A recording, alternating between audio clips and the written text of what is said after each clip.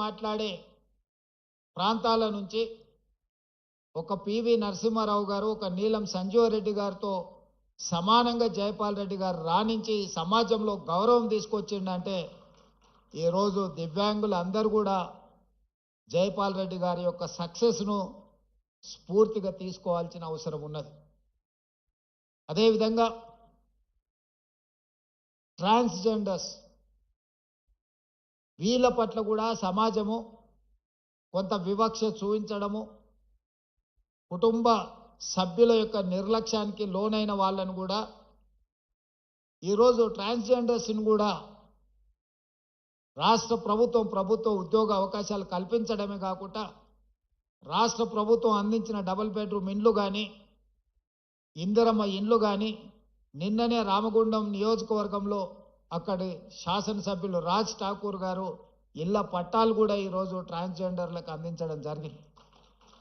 వివిధ శాఖల్లో వాళ్ళకు ఉద్యోగ ఉపాధి అవకాశాలు కల్పించి ఈరోజు వాళ్ళ అభ్యున్నతి కోసం కూడా నిన్నటి వరకు సమాజంలో వాళ్ళ పట్ల చూపించిన వివక్షను ఈరోజు హైదరాబాద్ పోలీస్ కమిషనరేట్ పరిధిలో కానీ మున్సిపల్ కమిషనరేట్ పరిధిలో కానీ వివిధ శాఖల్లో ఈరోజు ఉద్యోగ ఉపాధి అవకాశాలు వాళ్ళకు కల్పిస్తున్నాం.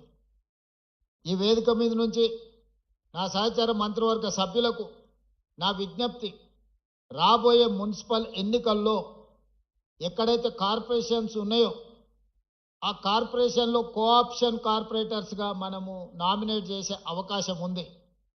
అందులో ప్రతి కార్పొరేషన్లో ఒక ట్రాన్స్జెండర్కి కార్పొరేటర్గా నామినేట్ చేస్తే వాళ్ళ ప్రాతినిధ్యం కూడా చట్టసభలలో అవకాశం ఉంటుంది. భవిష్యత్తులో వాళ్ళ సమస్యల గురించి మనం మాట్లాడడం కాదు, వాళ్ళ సమస్యల గురించి వాళ్ళే మాట్లాడే ఒక హక్కు వాళ్ళకు వస్తుంది.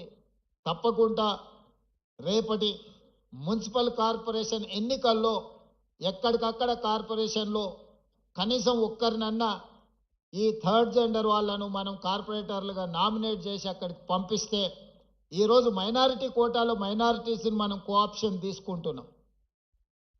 వివిధ జిల్లా పరిషత్తుల్లో వివిధ మున్సిపాలిటీలలో మైనారిటీలు ఎన్నిక అవ్వడానికి అవకాశం తక్కువ ఉంటుంది కాబట్టి కోఆప్షన్ మెంబర్స్ కింద మనం వీటిల్లో నామినేట్ చేస్తున్నాం.